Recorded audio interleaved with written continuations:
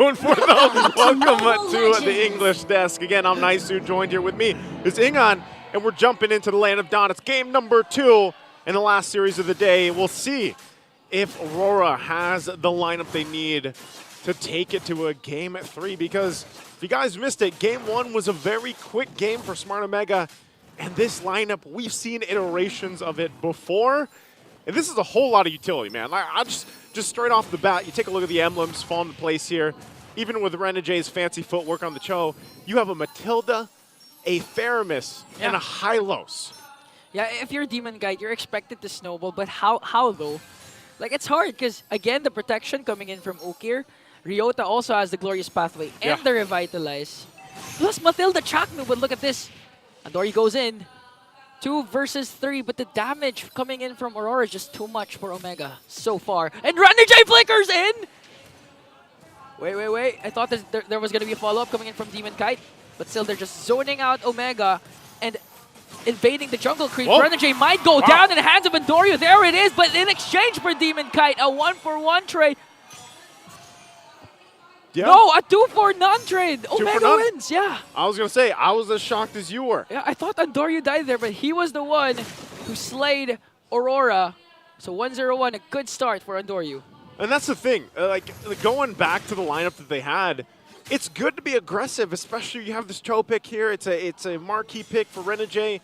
Well, look at the damage already. Good pull coming in from Ukir. Wiki Shadow kill from Andoryu. Luckily, Renegay survives. Okay, going back to the point, you have to do a lot right if you're AURORA here to get through the amount of sustain, the amount of utility that Smart Omega's lineup gives them. And we've seen teams do it before. It's all great. This is going to be an objective easily secured for Smart Omega. But that's the thing, you know, when do you hit that switch if you look at this lineup from AURORA? Part of the fact, too, that Demon Kite is playing this Fanny is you know that if you aren't able to match up, and that's why they're being kind of so aggressive, because if they fall behind, Demon Kite is then susceptible to getting pressured for his purple buff, and we know how important that's going to be for him as the game goes on here. Yeah, basically the purple buff is going to be a neutral objective that both teams will contest, try to prevent Demon Kite from snowballing. And this is what Redmar was saying a while ago. AURORA's strength is also their weakness. Their snowball capability is there, but with the current rate Omega's playing at 2-0, they were able to get the kill onto Demon Kite. It's going to be hard to snowball from here. Okay, when we look at this too, Ingan, you have to look at, because I know I've been talking about a lot of the sustainability and utility from Smart Omega. Let's think about AURORA here, because Renegay, just like we saw from the previous game with when he was playing the Jawhead, it's more or less the same concept, right? You want to just kind of get in there, get the kickoff, and hopefully get a pickup. If that doesn't happen, if it fails, I would say generally at the Cho, you have more options to get out of those dicey situations. But if they fail there, and then they struggle, I mean, there, you can see it, right? Okay, Ukir pops his Purify. And Demon Kite goes in with the cutthroat steel cables, but look at the save coming in from Ukir with the Nether Realm. AURORA has to back away. Now another initiation wasted for AURORA. That's it. So you're going to see that many times here. You guys watching at home, you're going to see that kind of interaction happen. There's going to be a Purify, there's going to be a Nether Realm, there's going to be one of those utilities thrown out here. And AURORA has to check those boxes off. So they've got a whole list of items, kind of chores, if you will, to go through. And Renegay has to be that guy. For the most part, it's going to be up to him. And so sometimes, good job pulling that through, too, that purple buff. Sometimes he might get it. Sometimes he might just get a Purify like he did right now. And that's all part of the plan. So then Demon Kite has to be able to shine on the Fanny pick with the damage that he has. You can see this. They've got the information. We got a couple Purifies out. Let's try to take this turtle here, and that's exactly what they put the pressure for. Jome is also in the mid lane, so they can join it. Edward goes in with an Infernal Pursuit onto Chaknu. Here comes the Glorious Pathway. Demon Kite being zoned out by Ryota. It's going to be a Retribution battle, but Demon Kite still gets the turtle. And now look at this. AURORA finding Andoryu, finding the turtle, and just outplaying Omega during that time. AURORA gets a whole lot out of the exchange. And I'm going back to what I said. It was Renegay that checked those boxes for them leading into the objective, and then they were able to cap it on out. And that's kind of going to be the game for them. So they might feel a little, you know, this whole list of things they have to go through. But as long as Aurora gets that down, they allow Demon Kite to shine. Even if it's not getting kills, but he's able to get these objectives, that's great for Aurora as they build up time. Because again, we're talking about Domeng on this Harith. Will hit that spike when he needs to. And even for Yue, a Jushin pick that we don't necessarily see. I agree with Redmar. Coming into Season 14, I was always expecting to see her, and then she kind of just fell off the face of the earth. You know, she really wasn't picked up much.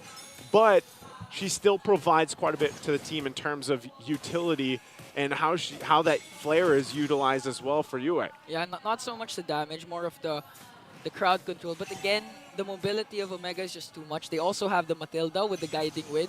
So anytime can give a signal or help for the rest of their members to go out in case they get caught by the Lantern Flare. But here comes the members of Aurora. Flicker in, coming in from Renegade. Kick onto Andorio. Andorio has to walk away. Here comes Demon Kite. Glory Pathway is there also. But here comes Chaknu and Ukir. I'm not sure who got the purple. But now Chaknu still continuing to go right after Aurora. And let's see who got Andorio. Still Andorio. Okay. Andorio managed to get it. Again, he's going to be fighting both the junglers.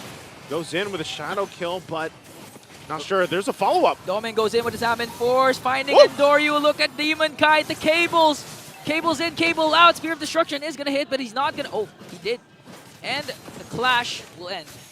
Big J shows up, and that's the thing. You know, you got to keep doing that. Turtle's now up here, third one of the game.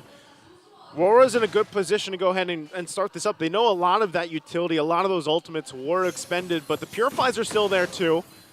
So Smart Omega looks like they're just going to give this one up. You still have Andorio top side of the map. They might just try to trade an objective if they can find it, because right now Aurora will secure it last turtle of the game. And as you see, Tier 1 top side will be the trade as Smart Omega goes for that. So still holding on to what they can for now. But right now, Aurora taking their time finding objectives. They've got 2 turrets down plus that last turtle. And everything that this leads up to is once we get to that Lord in about a minute and a half or so, we get to that point, Smart Omega has to have that answer, you know, and that's always the troublesome part is you're going to notice this. Aurora tries to get the ultimates or battle spells out before the objective take. Yeah, and it's coming to the point that Omega, they do have the sustain, they do have the mobility, but for some reason they're lacking the damage so far.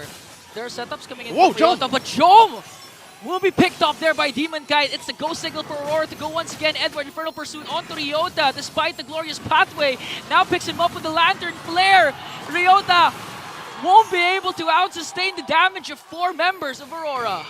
Wow, even with that. So, you know, we didn't get to see what happened, and now under the turret, Domeng.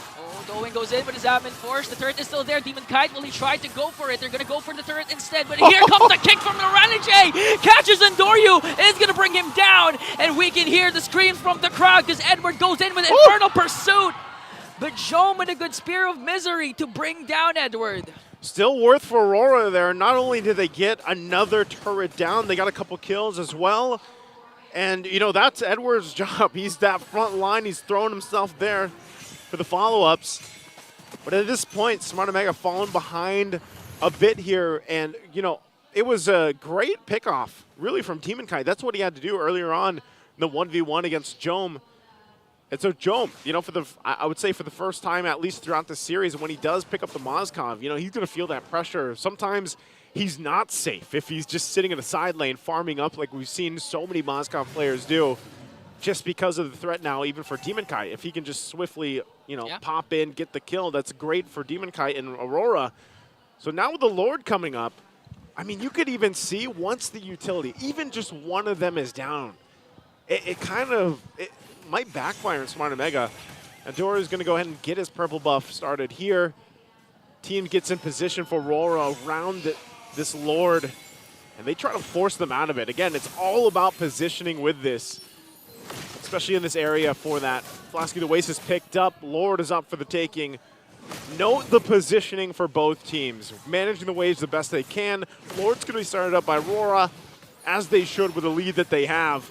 There's Renegade going to the front. Oh, looking for Ryota this time. Edward continuing the Infernal Pursuit. Domeng goes in.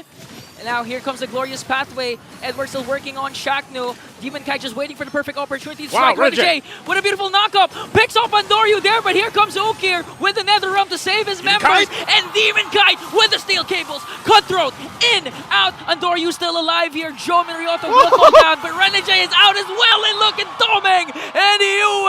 A double kill for Aurora. Smart Omega just got handled. And even though they tried to get outside of the map for a little bit, RORA wasn't having it. And Doru, I'm not sure if he's going to be able to pull off the impossible, just zoned out. Zaman Force dropped down 2 by Domeng. And that's going to be an objective. That's going to be a Lord going to the hands of Aurora. And this is what you want if you're Aurora. Isolate the clash. Don't go 5v5. Don't go in situations wherein Okir can utilize the Nether Realm as much as possible. Although you can go to really tight places to activate Demon Kite with the steel cables as much as possible. If you isolate Omega, almost all their kits become non-existent. Yeah, it almost becomes obsolete at that point. Yeah. And so now look at the pressure. This is what I was saying could have happened to Aurora too.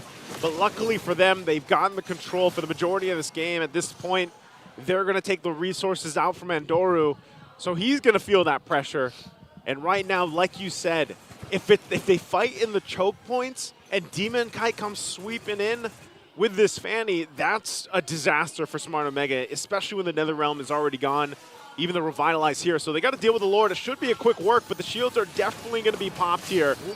Renegade will take a couple shots, but the objective right now for Aurora is these turrets in the base. Okay, so Renegade has to respect the damage coming in from Jom. Omega also has 3 Purifies. The pull coming in from Ukir. Now Renegade can escape there. Lantern Flare from Yue is also there. They were able to defend all 3 inhibitor turrets. Now, I mean, I have to commend Demon Kite and Renegade here. Demon Kite started things off with 0-1-0. Yeah. But Aurora made sure that Demon Kite was still able to get his buffs, which activated him. And for Renegade, despite 3 Purifies, you can see all the way up the Dragon still connecting. For somehow, always catches either Andoryu or either a Ryota, and this time Ryota is going to be caught there by the Lantern Flare from Yue.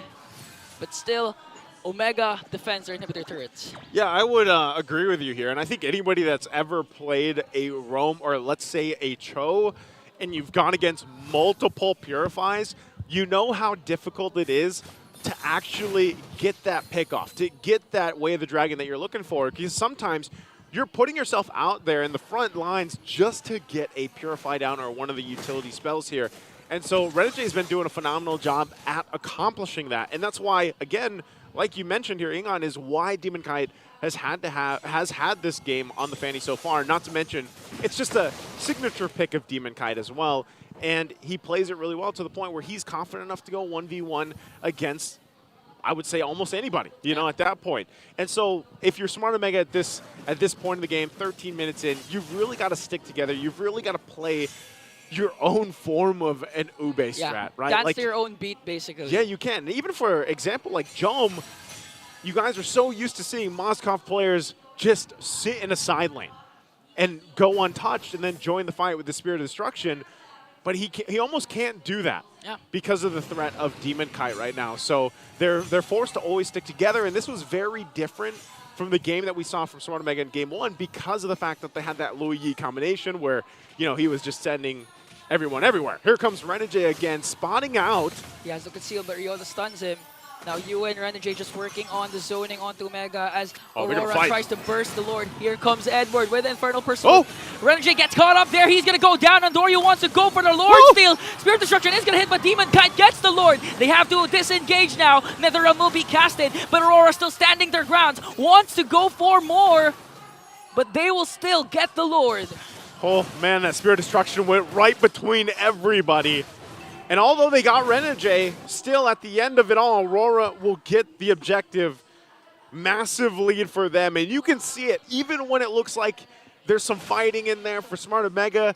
They have a numbers advantage. They can't actually withstand all that damage. The economy is so different in favor of Aurora right now, so they're going to have to find themselves on the defense in the base as Aurora looks to go ahead and take out all these turrets with this push. The inhibitor turret onto the middle lane will fall down. Demon Kite steel cables wants to go for Andoryu as Omega tries to defend the Lord. Look at Yue just spamming the Lantern Flare, wanting to pick someone up. It's going to be onto Ukir, but Ukir manages to escape. They still have minions onto the mid and into the bottom lane. And one inhibitor turret left for Omega. So they hold on. Massive lead right now. Still ballooned a little bit further, or nearly 10,000 ahead for RORA. Smart Omega holds on to the one base turret on the bottom side. And just how the last fight we saw, you know, you're going to have to wait a minute and a half for the next one. So that's about the amount of time that Smart Omega has to figure something out, to farm up to where they need to be, to get a potential pick off themselves. But really, when you look at it, who are they going to pick off from RORA? It's almost better if they just get to the point where they're in full fighting form for the Lord, because I think the next push in, that's the thing they always have to worry about, is once it comes into that Lord walk into the base, RORA's lineup will allow them to put so much pressure that your back is almost forced to your crystal, and then you're just the game is gonna end. Yeah. So that's why I'm saying they have to go ahead and get this table turned right now, because a massive lead like this, 10,000 gold deficit, if you're Smart Omega, you got some work to do here, and you can see that.